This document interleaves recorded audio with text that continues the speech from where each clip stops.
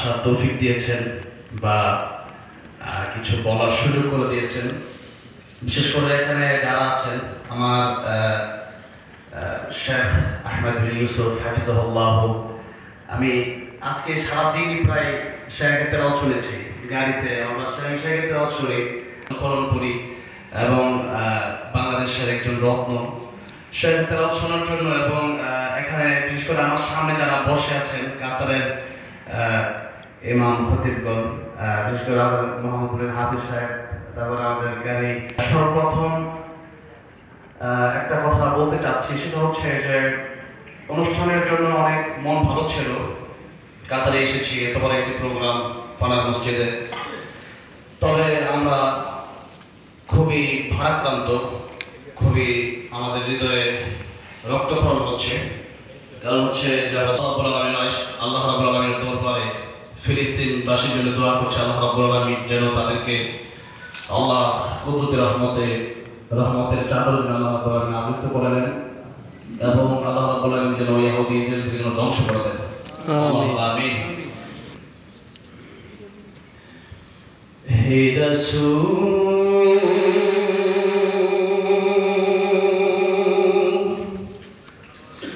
বুঝি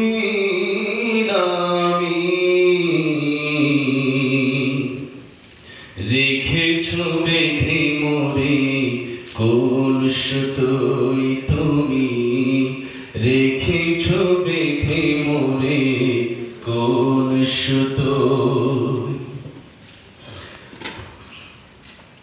জানি না গোপনে কেমন করে,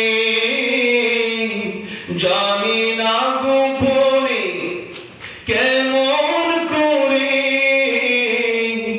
হৃদয় গড়েছ প্রেমের বলয়। হে রাসূল বুঝি না আমি,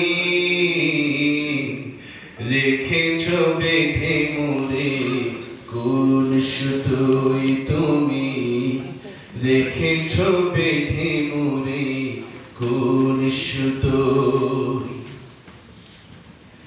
তোমারি নামে আনন্দে দুলি, তোমারি নামে দুনিয়া ভুলি, কি জাদু রাখায় নামেতে, তোমারি নামে দুনিয়া ভুলি, কি জাদু রাখায় নামেতে,